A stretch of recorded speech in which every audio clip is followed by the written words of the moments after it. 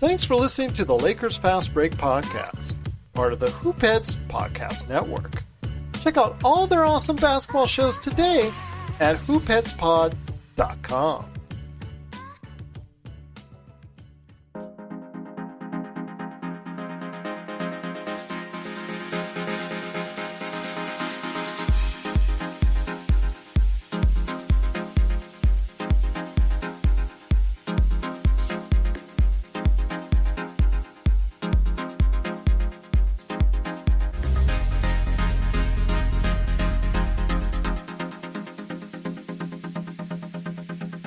All right, and we're back for another episode of the Lakers Fast Break podcast.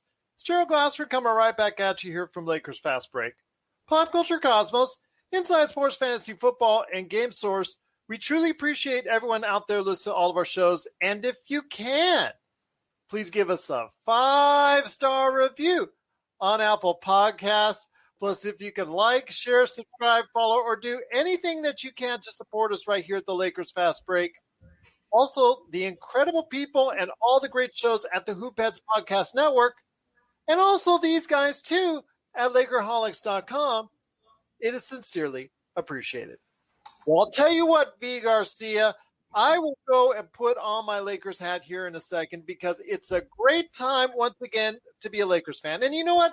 I'm going to go ahead and give myself some street credit here because on Sunday, I said, everybody stay calm, stay calm.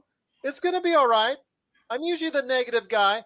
I'm usually the glass half empty, as Mr. LakerTom would say. But you know what? I was the guy that was glass half full. I didn't go screaming and ranting the whole hour. I didn't make too many major complaints. I just said one thing that's got to go right is AD has got to go ahead and take a look at himself and said, you know what? I had that bad game every 5 games. I had that bad game, and I'm going to go ahead and make sure I don't have it again. And my goodness, he came to play today, 34 points, 21 free throws alone, aggressive to the tee, just the way we like to see it. Also as well, 10 rebounds and 7 assists. LeBron James chipped in with 23. Very solid game by him. I'm going to say a very solid game. Kind of was in and out in the fourth quarter, kind of let the other guys do their thing. And in this case, it was the right move in a lot of ways. But he did hit some clutch shots down the stretch. Also provided 9 assists. Andre Drummond, the bane of LakerTom's existence, had a good game. Made LakerTom proud. 15 points, 12 rebounds. And Dennis Schroeder, who everybody's been having a lot of questions about, had an awesome game, 24 points, just really solid play. And Alex Caruso came off the bench to provide a spark and hustle. This whole team got the 50-50 balls. They really showed a lot to me today, and they came back strong and proved, even when they were down, even when they got down by 3 in the fourth quarter, they came back, and they came back strong and closed it out. And Phoenix, without Chris Paul for much of the second half with that injured shoulder, lost their composure, and they lost at home to the Los Angeles Lakers, 109-102, tying this series up at 1-1. And here today to talk about today's game are 2 great guests indeed. I'm going to start with the mastermind behind LakerHolics.com himself. It is LakerTom. And LakerTom, this is something that I think a lot of the analysts out there who are providing a lot of smack said 2 things. AD played awful, but AD would come back strong. And AD even said himself the very same thing. No, it was a great game from AD. Getting to the line, 22 times. The Lakers shot 27 of 31 free throws, which is really the key to the game. That's 87.1%. And a big part of it were the free throws from Anthony Davis and Dennis Schroeder, who are probably the best 2 free throwers on the team. Excellent supporting job done to the superstars by Dennis Schroeder and by Andre Drummond, who played an excellent game. We had little contributions from a lot of people, but the main thing that sort of jumped out at me is that there were a couple of players on the Lakers who were afraid to shoot the ball. Kyle Kuzma and KCP just were not in the game at all. They hustled, they made a couple of good plays, but they wanted nothing to do with the ball at the end of the game or even in the clutch moments of the fourth quarter. So this was a game on LeBron. And I mean, I'm still a little worried about LeBron's health and his physicality because he settled for a lot of shots. And thank God tonight they went in. But boy, he took some very difficult long threes, one step fadeaway and so forth that came in. AD came through with a couple of clutch big baskets at the end, a couple of good defensive plays at the end. Give the Suns credit. They basically saw a repeat of a reversal of the game one where they were the one trying to get back 10 points down, trying to get it down to 7-6. They finally actually went into the lead by 3 and we were able to tie it up with a 3. But they played a tough game. Got a great game from Cameron Payne. Alex, do not leave the guy out there all alone or in the corner. Please, you're so far away from the play that you cannot help. Even though you want to drift into the paint, you cannot help and prevent the guy driving to the basket. All you're doing is leaving an open man. But a gritty win. The Lakers needed this. There'll still be a lot of questions about LeBron's health going forward. Can AD consistently come back and play like this for the rest of this series? Can the Lakers repeat what they did last year in the first 2 rounds and take the next 3 games and win the series in 5? And we've got 2 games coming to Staples. Fortunately, we'll only have around 35% capacity in Staples compared to, I think the Suns had pretty close to a full stadium. That's what my daughter kept telling me. She's like, "Daddy, it looks like a full house." I'm like, "It was a full house." I was first telling her, "No, it can't be." I'm like, "Well, it does look like a full house." Yep. Listen, the fans will be there at Staples. We were fortunate to come out of here with a win and a loss. We've got home court advantage over them now, so now we have to take advantage of that and win the 2 games at home and hold serve for ourselves. Take a 3-1 lead, and then hopefully we can close them out. But good series. I'm watching the score of the Clippers game. Yes, that right now. Well, let me give them an update right now. Go ahead. As of right now, I'm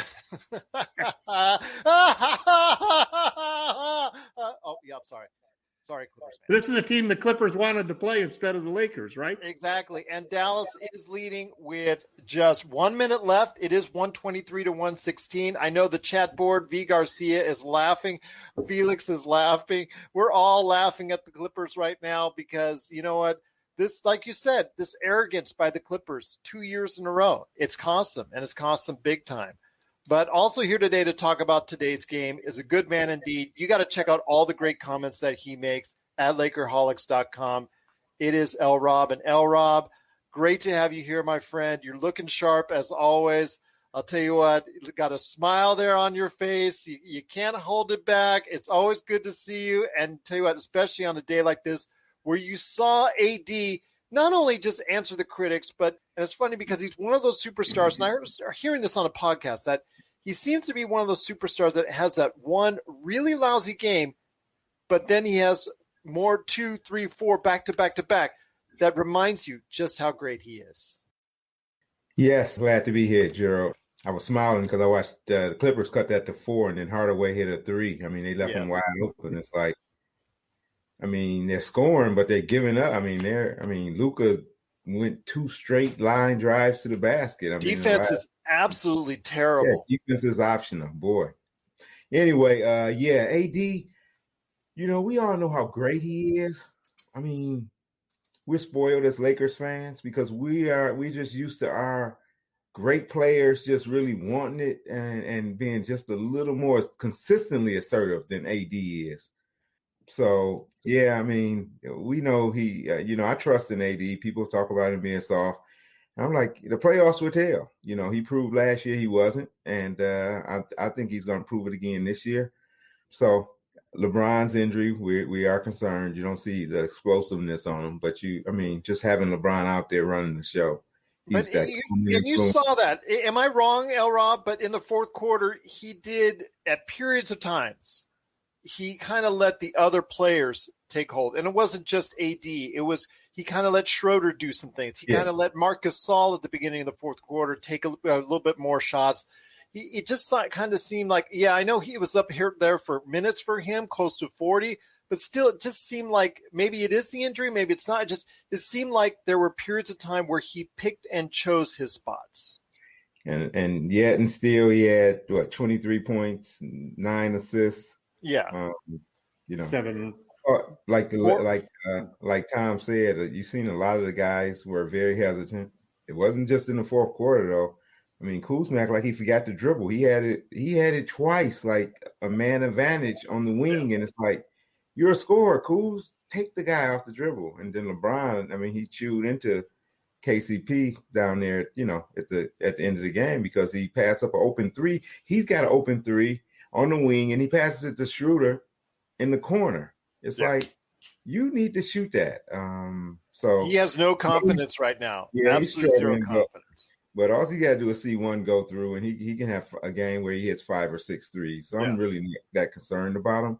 He's bringing the effort on defense, and he's, he made Booker work, and he played hard, and he scrapped. He came back for some of those loose balls that he came back and made sure he secured. So he did what he was supposed to do. Just don't lose confidence. We didn't get a lot from the other guys. Drummond was solid. I mean, Mark, he helped 2 big threes. Horton didn't really do much. Yeah. Wes Matthews really couldn't get into the flow. He didn't play many minutes. So, I mean, this was, like you guys said, it was all about the superstars. It was about AD. It was about LeBron. It was about Dennis. And Drummond set a good tone, too. So, it was good. I just think they can beat up Phoenix. Later on, we're going to need the small lineup. And they went to it the last 3.5 minutes. And, I think they were up 1 when they came back from that timeout, 93-92. And he took us all out after they didn't get a shot off and had shot clock issues. I mean, Lakers didn't get great shots after that. I think LeBron hit that tough fadeaway on the baseline. Then AD hit a 3, but they were better on defense. Their defense was much better. AD came, blocked Aiden, and they shut Phoenix down. I don't think they scored with that lineup in until Booker got fouled, maybe a minute left in the game. So, solid win. Business as usual. This team will go home and handle our business. And Phoenix, you give them credit. They're playing gutsy. I don't think they just don't have the firepower, I don't think, overall, to beat the Lakers 4 times. So we'll see. I was going to say this, LRob, and holding their defense. Right? Their defense has been great both games, 99 and 102. I mean, if you ask me, like I said the other day, if you ask me if they hold Phoenix to average about 100 points a game, that's what you're going to do. You get yourself in the game. You keep yourself in the game by doing that. Oh, yes, absolutely. Defense was, I mean, we are a defensive team. Vogel's a defensive coach. You want to see, you want to see McLemore out there. You're itching to see somebody who can bust out and get some buckets. The rest of these guys are shooting it. So, he's going to go with proven guys and guys who are going to be a little more grittier and play a little bit more defense. That's who he is as a coach. That's the kind of identity he wants. And I think that's probably a big part of why he prefers to stick with the bigger lineup a little bit, because I think it just gives him more of a physical defensive presence. So yeah, that's who we are. It's great. I mean, defense has been good. Phoenix, how you feel for Chris Paul, man? You just, another year in the playoffs, and he's another injury. Yeah, it's bad. I mean, he's had some decent playoff runs. He's hit some big shots. I mean, I know against San Antonio one year he hit that big shot to beat them when he was with the Clippers, and Houston he hit a big shot to beat Golden State one game. So he's had some moments, but it seems like just one of those things that at some point he gets tweaked, and you hate to see it because they have really no chance without Chris Paul. No, they don't, but I'm not counting him out either. I think they're going to try and do the best they can to get him out on the court on Thursday. So I'm not discounting anything at this point in time. This is Raphael from NBA DraftJunkies.com, and you are listening to the Lakers Fast Break.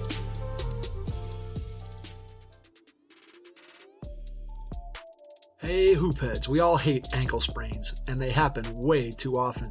Ankle injuries are the #1 sports-related injury. Arise is trying to change that. With the iFast, your athletes get preventative protection and full mobility. Athletes no longer need to wear bulky braces that limit performance and give mediocre protection. Anyone playing sports should be using these products. Keep your athletes in the game. Don't wait for them to get hurt to take action. Visit www.arise.com, spelled ARYSE, and use the code HoopHeads to get 20% off the future of performance. That's ARYSE.com with promo code HoopHeads to get 20% off. Once again, the Lakers did win 109-102 in Phoenix. It's the Lakers Fast Break. Wanted to give everybody a heads up that we've got a great chat board just going crazy right now. Awesome to see everybody going ahead and sharing their thoughts on that. Felix, Bully Ball, V. Garcia, the Wolf came in hitting threes tonight. Go Gasol. And that's something that you had mentioned, LakerTom, is, obviously getting Gasol some minutes in there. They did not play Montrezl Harrell. He was the odd man out tonight. But what you saw instead was an effective performance from Gasol, maybe not on the defensive end so much, but you did see it as far as that three-point shot, spacing everything out, having to go ahead and get him on the outside so that opens things up a little bit more. And then you also saw Drummond on the inside, making life tougher for DeAndre Ayton. Well, I was actually very impressed with Ayton. I thought he's been, at least the times that I've watched him this year, he's been very inconsistent. And there were a couple of Laker games where he was really ineffective. But these last two games, he's had double-doubles and 20 points in both games. Yeah, I'm not going to say anything about him not shooting. He can't shoot 10 for 11 because he shot 11 for 13. So I'm not going to say anything more about that. I mean, if all he's getting is dunks and layups. Yep. Yeah. But he made a couple. He made a couple of impressive drives to the basket. He's definitely a force. He's got some size and position inside.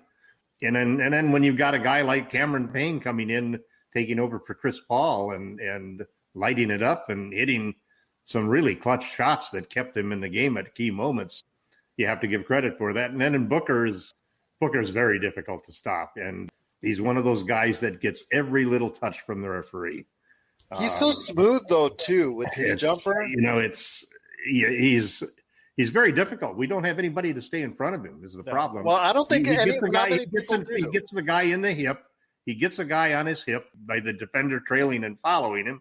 And that's a bad strategy to play defensively with him because once he gets him on his hip, he's looking for that little mid-range jumper from the free throw line in, and he's very effective with that. He must shoot about 70% when he's doing those little shots.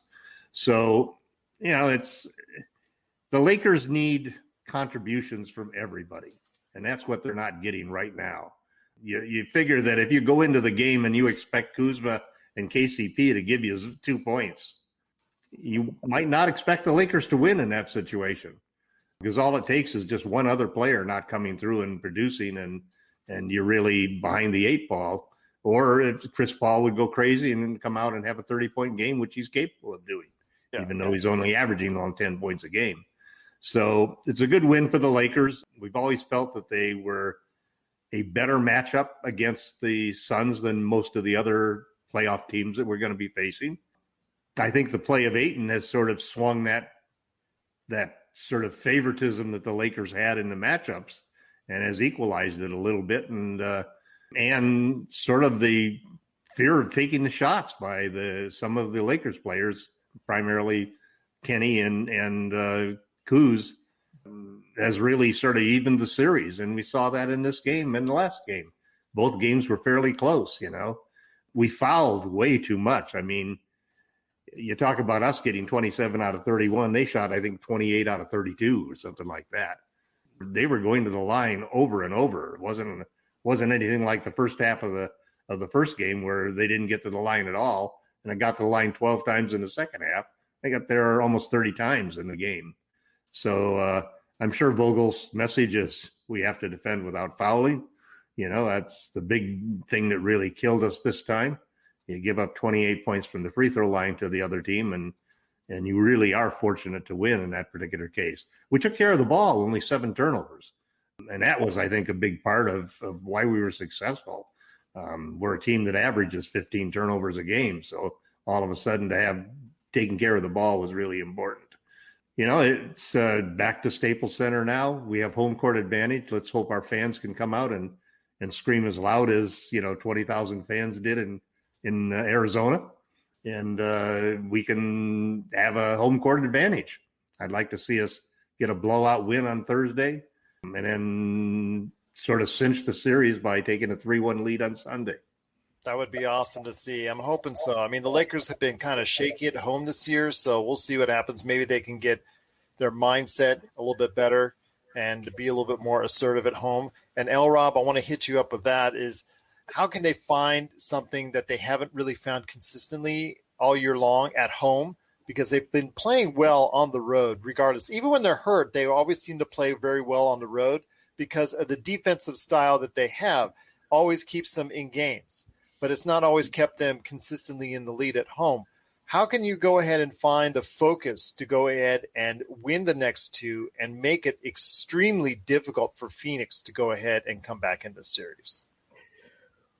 Well, I really think one of these games will be a comfortable win. We'll get them by double digit, 15 points or something like that, one of the games. So the other one will probably be like tonight's game where we've got to, make some clutch plays down the stretch. So it's just about LeBron was in KCP's ear. It's about, remaining confident, man. This is, you've been through it. Those guys that haven't even been through the wars. They don't know what it's like. So guys like Kuz and KCP and Caruso, they've been through it last year. So those guys as role players got to step up and be ready to shoot. I mean, simple as that. I think they will. I mean, they can't. And that's something. Well, that's something that's always been. That's for sure. Well, that's something that's always been traditional as far as role players play much better at home. Yeah. I did have a question for you guys though. Yeah. How concerned were you when the game was tied with those last 4 or 5 minutes? Well, even when they were down by as much as 3, it was concerning that the Lakers would lose their composure. But you saw Chris Paul's not there to steadying them out there. And I thought that was crucial for the Phoenix Suns, that they did not have that steadying force out there. Even if he was hurt, he was not out there in those last 3 minutes. That was a crucial part. The last 3 minutes where the Lakers found that separation and where Phoenix lost their composure. I think right there and then you saw the youth of Phoenix and the experience of the Lakers right there. Tom? Yeah. I think there's also an element of intimidation. The one thing that really struck out to me as I watched the end of the game, and I was a little concerned, but I wasn't overly, I wasn't panicked and thought that it was the end of the world when we went down by 3 with 5 minutes left. But what happened in this game is the same thing that happened in the playoffs last year, which was that the guys making the threes were LeBron James and Anthony Davis. Last year, neither Bron or Davis even shot the league average from 3. They were both under 33% for the regular season, and they both shot 38, 39% in the playoffs. LeBron, I think a lot of his threes tonight were settle threes, but they went in. AD's weren't settle threes. He was confident that he was going to hit those threes. And that last one he took was basically a dagger 3 to try to win the game. And that really basically set us ahead by 7 points, which made the difference. So when you look at the various things that come out of this game that you can interpret to influence the future of the series, it's LeBron and AD hitting those big threes and really being able to stretch the floor. That was a big key to this game and was a big key to winning the championship in almost every one of the series that we went through last year. So sometimes the 3 ball is the last thing that comes back when you come back from an injury and you haven't played, in a while. I'm hoping that LeBron is just sort of working his way back in, and that hopefully by the time we get, let's say, to the conference finals, we might be able to see the LeBron recover almost 100%. At least that's what I'm hoping. And if AD can continue to just focus on doing the things that he's capable of doing and coming out aggressive every game and not settling, I thought that there was a good point made by one of the announcers that almost all of AD's shots inside of the 3-point line, almost all of those shots were made while he was going toward the basket as opposed to fading away. And that's a good sign for us, because that's the whole key to the aggressiveness. And it's the whole conundrum that you have about Anthony Davis, let's say, being a soft player or not being a power player, being more of a Pau Gasol type center rather than a Shaquille O'Neal center. But when he's attacking and going to the rim, it's pretty hard not to foul him. And if he can get 20 free throws, that's a pretty big formula for having a very good shooting percentage for the day. So terrific game by Mady, terrific game from LeBron, even though he was obviously still not 100%. Dennis Schroeder, those are the kinds of games that you need from Dennis. He took care of the ball. He made his free throws. He got to the line over and over. And as much as I have criticized Andre Drummond, I thought this was his best game that he's had as a Laker. He was under control. He only had a couple of turnovers, and he really chose some good spots. I mean, he made some really clutch plays of getting good timing as to when to cut into the lane, when to aggressively rebound, and so forth. I still thought he struggled a little bit on defense, but I was glad to see that he had a good game. We couldn't have won the game today if he hadn't played as well as he played. There was also Alex Caruso, who I think also played a pivotal role. No, it doesn't show up in the box scores, but he did score that basket late. Very, very good, because everybody thought they were going to be passing around the outside to stall for time, and he went right to the basket and scored. But I think on the defensive side and his hustle, there were plays where there's one play where he went from the three-point line, got screened off, lost his man, picked up another man, and actually blocked DeAndre Ayton's shot. I thought that hustle going through there, it shows you the kind of grit that he has, picking up those loose balls, doing those things that you need to do, and obviously trying to go ahead and play face up on Booker as best he can. I think he was a great spark tonight. I think that the bench did underwhelm for the most part, but Gasol and also as well Caruso, they really helped out. And LRob, before we head on out to the playoffs coverage of it, and we'll get everybody up to speed on that, I want to hear your thoughts on Caruso and Gasol and what they brought to tonight's game. Well, Gasol brought that championship experience, and he does give them spacing so he can hit that three ball. And Caruso brought the activity. He did what he did best on defense and just was active. So, and I mean, even Kuzma played decent defense, and he was mixing it up inside. We had a good block. Yeah, defensively, most of the guys who was in there played well. You know, that pick and roll is tough. Drummond and Gasol struggled, and they took advantage of it. They just, continually milked that and got to the basket and got layups on it. So that's a problem, but that's a problem that can be solved when you're playing, a big like Drummond or Mark. Give Phoenix credit. They were milking it, and they figured it out. And that's how Ayton got spoon-fed for, probably 4 or 5 of his buckets like that. So, yeah. But some of that was on the guards too, man. It's like, like a couple players, like Dennis in front of your man.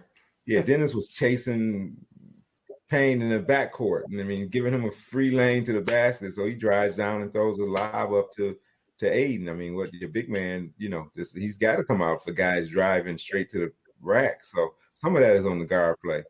I didn't think Dennis had one of his better defensive games, but fortunately, he made up for it on offense. He hit a couple threes, and so he was good. But the bench can be better. They were okay defensively. They just need to be better offensively. They can. They're better players than they've shown today. We're signaling the ref for a quick timeout, but we'll be back with more of the Lakers Fast Break podcast. Check out what's been going on with the Pop Culture Cosmos Show and the PCC Multiverse. I see the potential for basically like another Netflix kind of paradigm shift where here comes this other major player. They have a ton of resources. Apple could change the way that entertainment is consumed. They say it's the only time this year that you'll have stars from each brand battling each other, and we know it's not going to be the case, but they like to say that, and more power to them, I guess. Well, it's a big first step, bringing all those superheroes together. There were definitely some parts of the movie that I really enjoyed, and then there were some parts that I thought just kind of fell short of expectation. Part of it has to be something to do with how it's being promoted, and this is a thing where audiences do not agree with critics. That's the Pop Culture Cosmos Show. And the PCC Multiverse, every week on Apple Podcasts. And over a dozen of your favorite streaming and podcasting options. Well, hopefully that'll be the case, that it does hold to tradition that the role players will play better at home, and we'll get some better performances from guys like Wes Matthews, guys like Kyle Kuzma. If we can get anything from those guys and continue to get what we get from Gasol/Harrell and Caruso, obviously, that's something that was going to be make it much easier for us, to go ahead and pick up those next two games starting on Thursday. So make sure everybody is tuned in to us here at the Lakers Fast Break, because Game 3 is Thursday. And we're going to go ahead and make sure that we're here for the post-game show right here at the Lakers Fast Break. But before we head on out, guys, and before we hear what you're working on at Lakerholics.com, want to give a big shout-out to everyone out there that's been on the chat board. So thank you so much to V, Felix, everybody that's been involved. Just tremendous time indeed. Carlos Ramirez, thank you so much for being part of today's broadcast. But before we head on out, we will hold to what we're going to go ahead and do, and that is update you on the NBA playoffs, starting with what we've been chuckling about, not only in the chat boards, but here on the show, is that the Clippers have managed to go ahead and once again lose at home to the Dallas Mavericks, 127-121. So they are now down 2-0. And Tom, I'm going to give you the pleasure of commenting on this first. Like you had mentioned during the show, that they actually chose to tank that last week so they could try to avoid the Lakers. Sure seems like it was a mistake now. You know that somewhere there's a blackboard in the Mavericks dressing room that has some reference to that decision, and I'm sure that really was used as motivation. I saw Kawhi had 41 points, so he obviously had a big game. Paul George had a big game too. Luka had, as usual, a terrific game, but no defense. Yep. I mean, it was a 70. I think it was like 73-71 at half. Yeah, this was a shootout by any stretch of the imagination. But the Clippers lost 2 games at home, man. Now they're going to go to Dallas, down 0-2. Go ahead, well, LRob. They better split. If they don't split, they're not coming home to L.A. Yeah, that's for sure. But go ahead, LRob. No, I was saying the Mavs shot 59%. So, yeah, you're not going to win too many games when the other team is shooting 59%. And Tim Hardaway's, he's in a groove, man.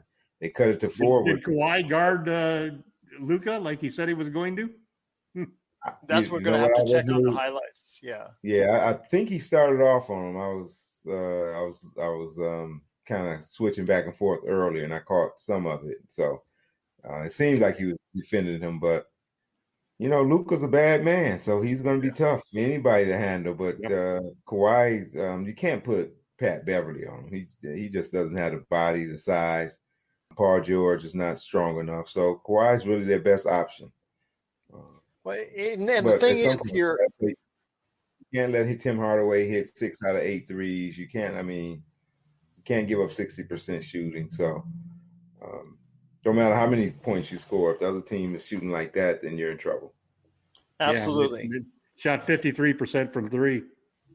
Yeah, that's just terrible defense. And the thing is, I think you're right, LRob. I did see already some times where they were trying to go ahead and have Kawhi on Luka, but switching. It's that switching defense. And again, if that's the case, you're just hunting out mismatches. As Tom will always tell you, you're just hunting out mismatches.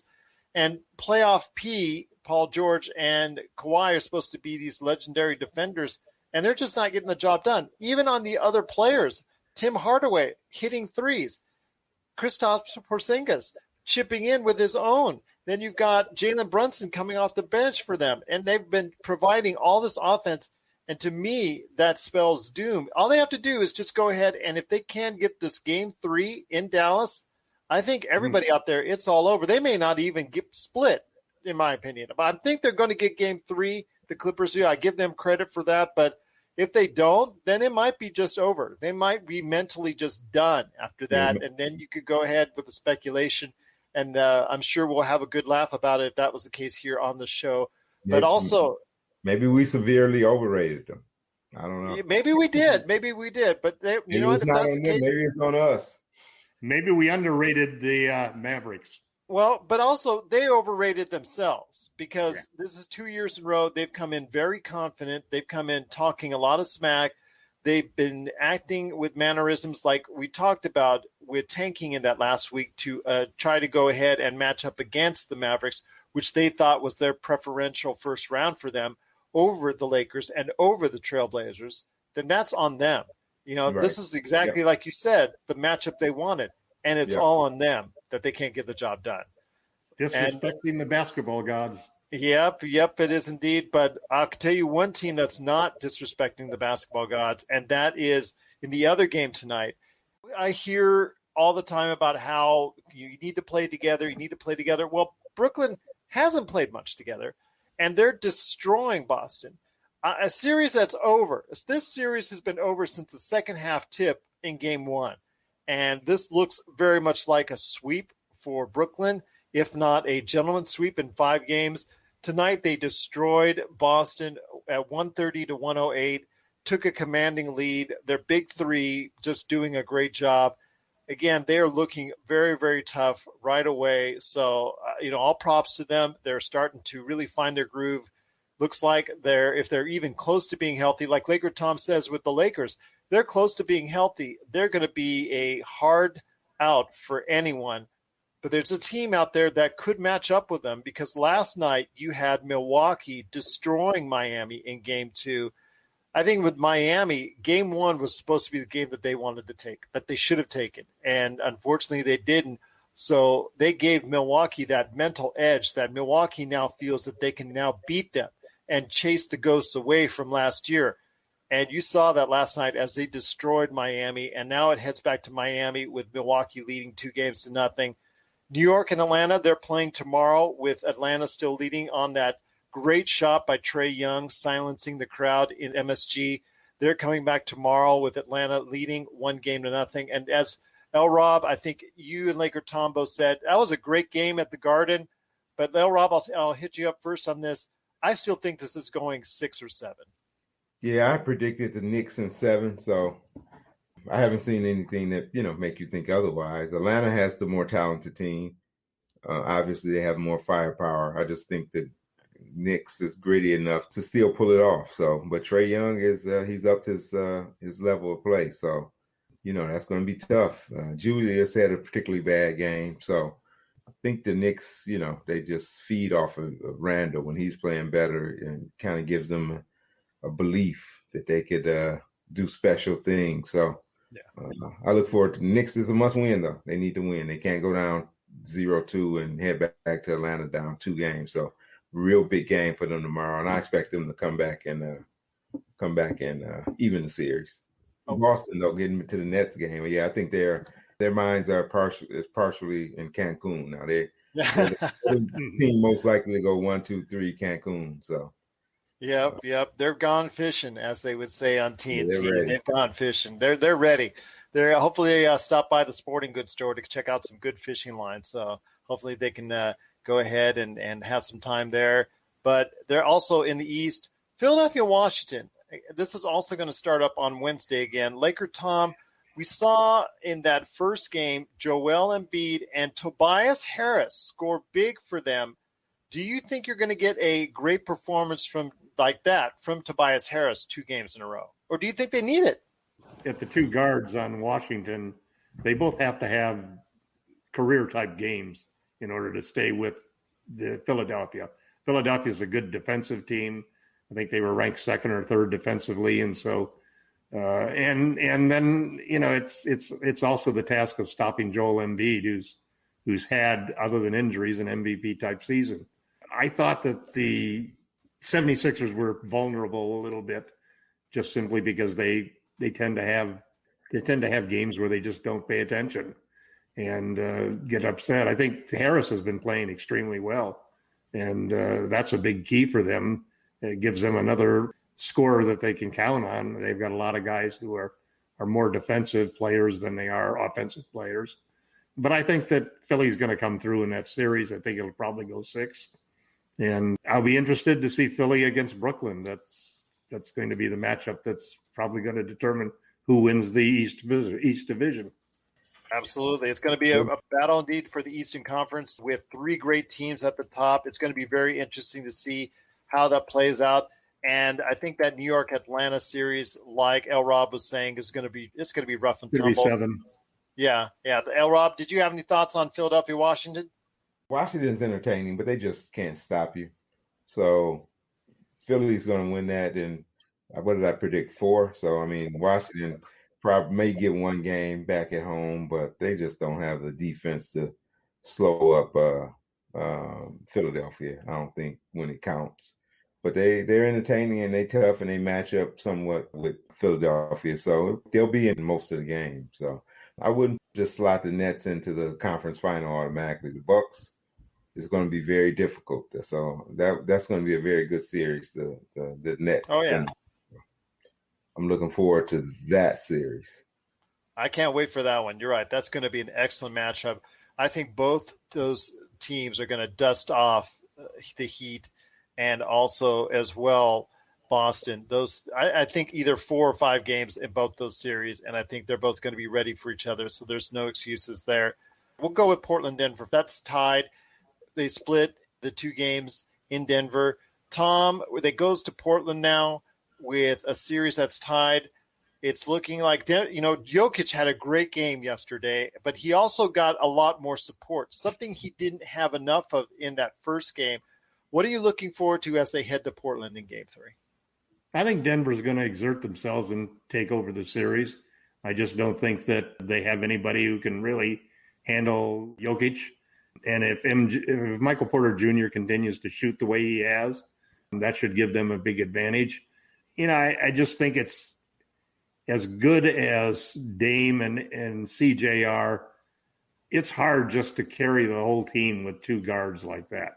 You both have to have almost like MVP type performances in order to really be able to dominate a team that's got the MVP at center, and who's also a great passer. So you can't just, if you just try to take the ball out of his hands, a lot of teams have found that's an easy way to lose to Denver. So I still think Denver is going to come out of that situation.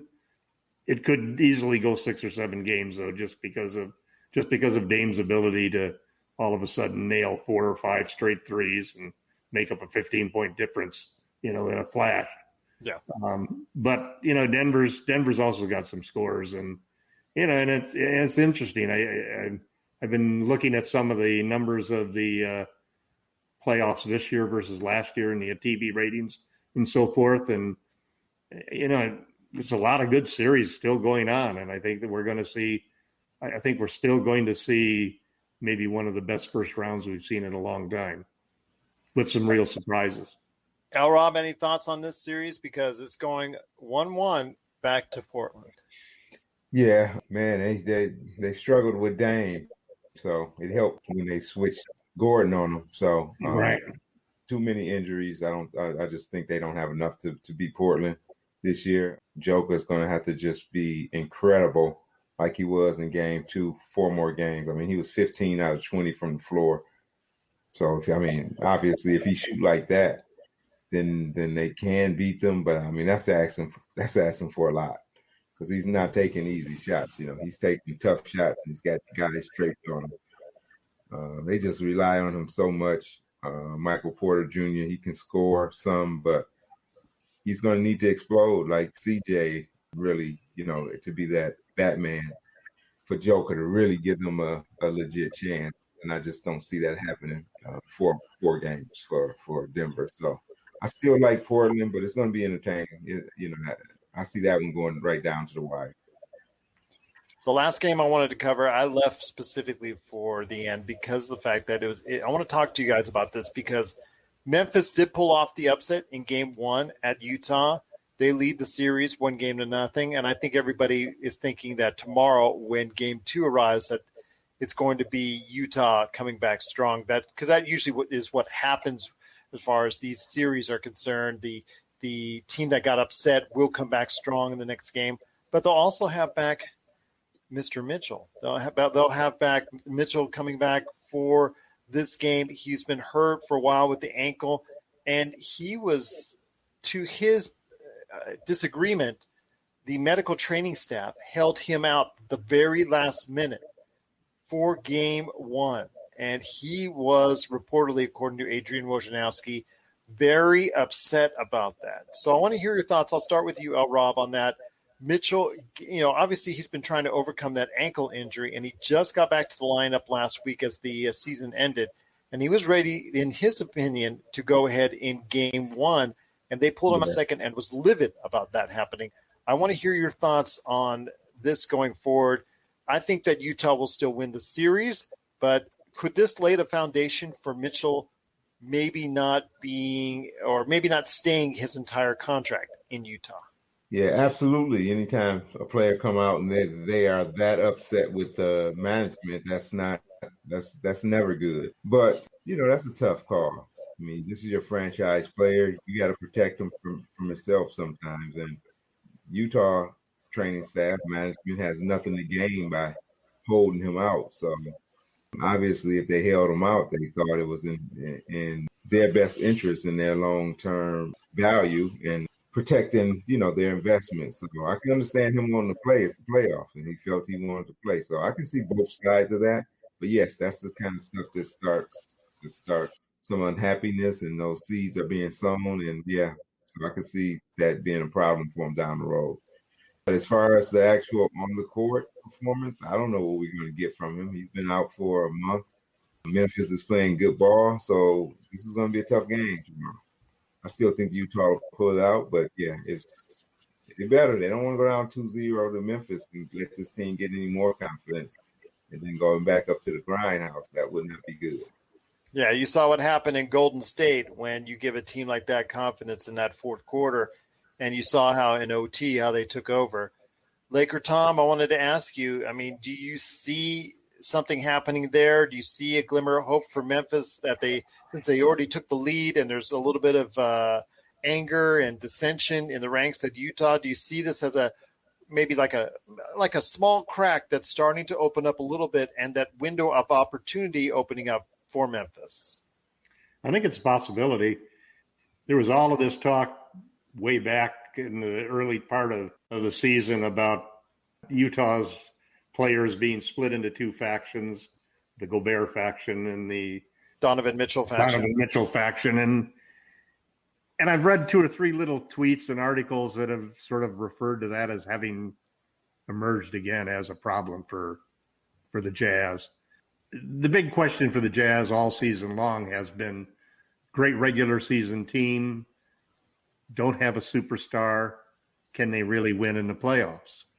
And I think that having any sort of internal problems that offset that continuity that they've had because they brought back almost their entire team and was able to get Favors back into the roster. And so you thought that this is a team that's really perfectly made for winning in the bubble or winning in the anti-bubble that we're in right now. And if there was a chance for Utah to really show that they could be a playoff team, even though they lack some of the superstar shine that some of the other teams have, this year might be their year. Losing the first game at home is not the way to start that off. Yeah. And so, we'll have to see how desperate they are. And the big problem with a team like the Jazz is when they lose, it's usually because they can't hit their threes. They have the biggest 3-point differential of any team in the league, meaning that they allow fewer. The difference between the threes they make and the threes they allow is greater than any other team. So they better be shooting hot. They better be shooting hot in the game tomorrow, or they could really give Memphis the confidence that they could really pull off an upset. I don't know when's the last time we've had an 8-1 upset.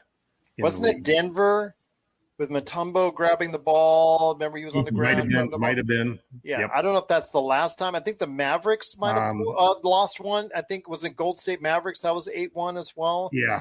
Yep. Okay. Yep. I just remember the iconic moment with Mutombo. They're going to have to, if Memphis is going to win, they're going to have to probably win tomorrow night. Yeah. And if they win tomorrow night, then they have a shot at it. Yeah.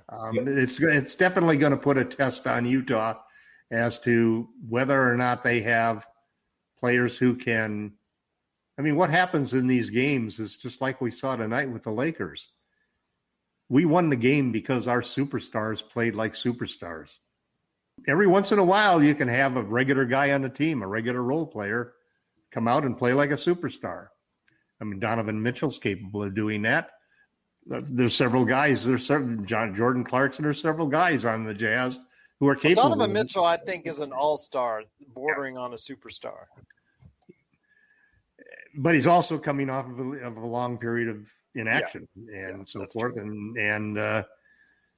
And again, it's not like the playoff experience you get from a LeBron James who's been in, God knows how many playoffs. That stat that they had that, he's never been down 2-0 in the league. He has never been 0-2 in the first round or second round of a playoff. Exactly. That's just incredible. I mean, just the law of averages, you would say that he had to have had that happen to him at some point in some game. Do you think he knows that? I think he knows that. I think LeBron knows he could probably take you through every single playoff game that he's played. I have a hard time remembering the ending of the last book I read, or the last movie I saw, but I think LeBron is almost a eidetic memory in that sense that he knows all of the plays. I remember in the Warriors game where Steph Curry was commenting at the end of the game that we come down and get ready to run our play, and LeBron is already telling all of the Lakers where to go because he knows all of the plays that they run because we played them so many times. So it's just a whole different situation when you have superstars, and that still is the big concern with the Utah Jazz. That do they really have a superstar, and how will the confidence all of those good shooting role players be when they've got to fire away and shoot? The only thing I'd say that is, like you said, a lot lies on Donovan Mitchell's shoulders because he is that one player who can go off for 40, 50. Clarkson give you a 20, 30-point game. I think Ingles can shoot very hot if you leave him open. But it's Mitchell is that guy that really can go ahead and space out. I mean, we saw it last year when he was doing that in that first round, that one of the best first rounds ever with him and Murray just going off for 50 each game. That battle between he and Murray was epic for the ages. Yeah, absolutely. And that's what he can do for you. But how injured is he? That's the question. Yeah. That's the question indeed. We'll be back with more of the Lakers Fast Break podcast. Hey, Lakers fans. Looking for the best place to go for up-to-date news, information, original videos, articles, podcasts, opinion pieces, and discussions about the world champion Los Angeles Lakers? Well, look no further than LakerHolics.com.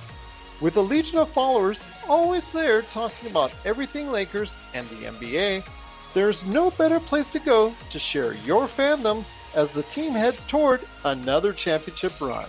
So stop by and be part of the conversation today at LakerHolics.com.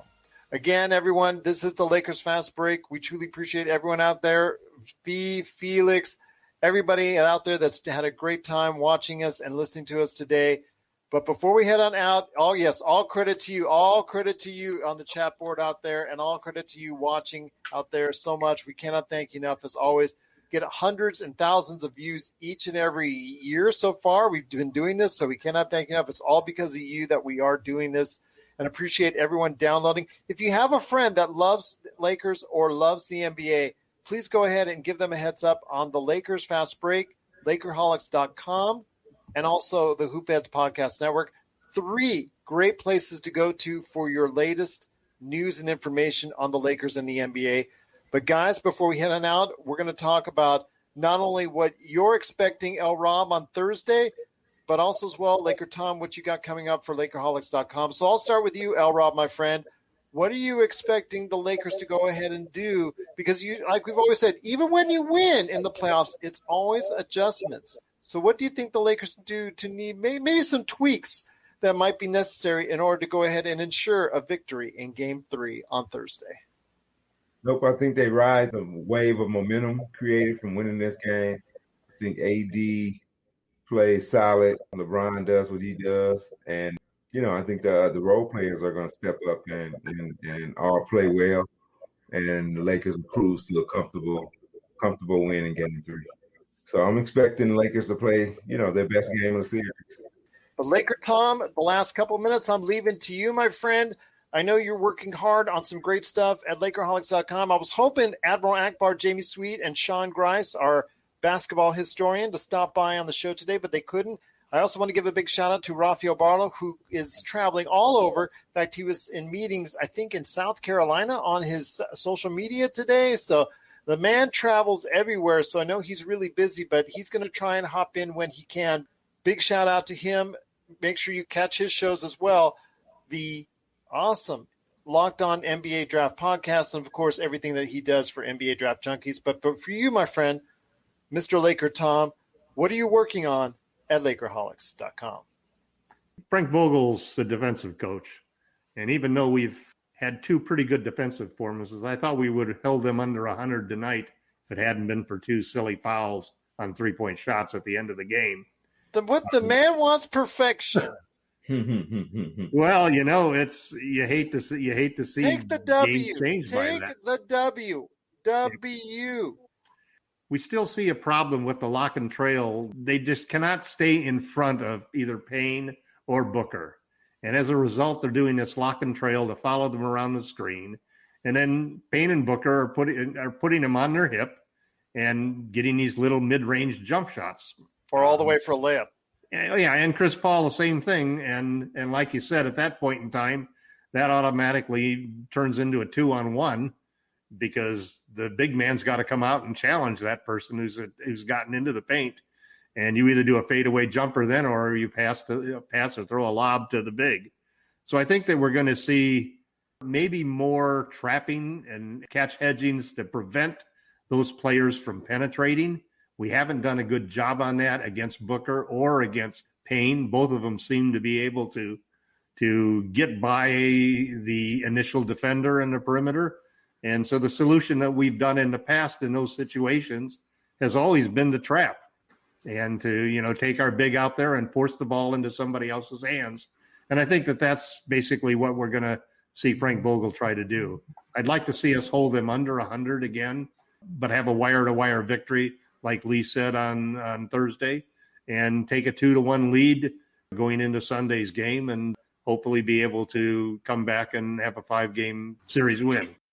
Well, look who showed up in the last minute of the broadcast. Akbar.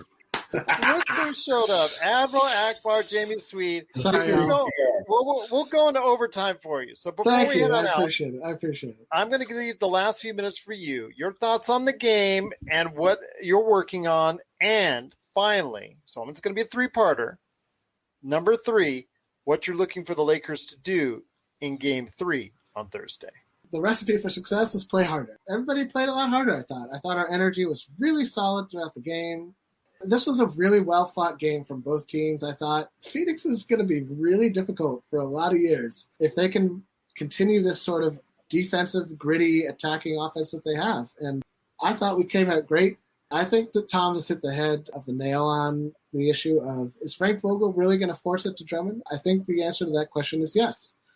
I think we've seen that beyond a shadow of a doubt, that the Lakers are going to maybe kind of ride or die on Drummond, at least in the 1 and the 3 quarters, to kick Cavs off. I was really impressed with tonight's win. I thought the Lakers did a really great job on defense, and I'm excited about Game 3. I don't know that we're going to win it, but I think we've got a good shot. What?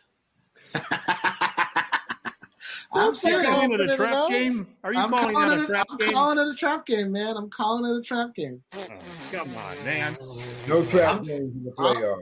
Cut that guy off. I would say yes normally, Lee. Normally I would say yes, but this is why I think it might be, because I'm curious if there's another adjustment that the Lakers are going to make. Like, are they going to buy into the idea that this was the winning formula, or did this work tonight? Well, you don't know if AD is going to get 21 free throws again. Right. Like, there were a lot of, I felt like, outlying factors in this game that you won't necessarily be able to replicate. You could argue the same, though, for game one. Should we have missed 12 free throws or 11 free throws in game one? You know, that's the thing, though, with this Laker team, is that I feel like there's such a degree of variance to this Laker team this season because of a lot of, and in the playoffs, I feel like it's magnified a little bit because there's a lot of untested, I'm in this role playoff guys. Drummond's one of those guys, unfortunately. And I'm just curious to see if we come out with the same energy that we came out with tonight, I like our chances in any game. And that's kind of the big question. Is this an energy level this team is ready to sustain with all the injuries, with the shortened season, with the compressed schedule, injuries to superstars? Can this level of energy be brought out every single night or most nights over the course of a 7-game series for us to win? And I want to say that they can. I just don't know that it'll happen in game 3. Well, we'll see what happens in game 3, and we'll all of us, Lakers fans, Lakers Fast Break listeners, LakerHolic.com readers, all of us hope that Jamie Sweet is absolutely wrong. I hope I'm his wrong. Prediction for a trap game, and that Admiral Akbar will stay at the space base based over Tatooine or somewhere. Just stay away. So we're hoping that a good game 3 is in order for the Lakers as they match up against the Suns. If you have any questions for us, LakersFastBreak@yahoo.com, at LakersFastBreak on Twitter, also at LakerTom on Twitter. Plus, if you want to go ahead and be part of our awesome group on Facebook, just type in Lakerholics and we'll let you right in. The Lakers Fast Break Facebook page, plus also as well, or on YouTube. You can go ahead and like and subscribe there. All of our great videos, we got a ton of them already there on YouTube. Plus, if you just want to go ahead and listen to us in the car, you can catch us every Sunday morning, Dash Radio, wherever you get your podcasts. And then, of course, we're just a proud part of the Hoopheads Podcast Network at hoopheadspod.com. Well, guys, it's been a great evening. Once again, the Lakers are victorious, 109-102, and combining that with another Clippers loss. I know. It is Who's stopping Luka? Who's stopping Luka? Well, obviously the Clippers aren't right now. They're doing a terrible job on defense, but the Lakers are actually doing a pretty darn good job on defense. And you know what? Let's hope that keeps on going and that Jamie Sweet is wrong. And you can find out that on Thursday for the game there. And after that, we'll be back once again, hopefully to maybe give a razzing to Jamie Sweet, hopefully when he's wrong. We're all hoping. Did I say hope enough there? But we will be back on Thursday after the game. The Lakers Suns, game 3 in the first round of the NBA playoffs. Plus, we'll give you an update on what's going on in the NBA playoffs right here at the Lakers Fast Break Podcast.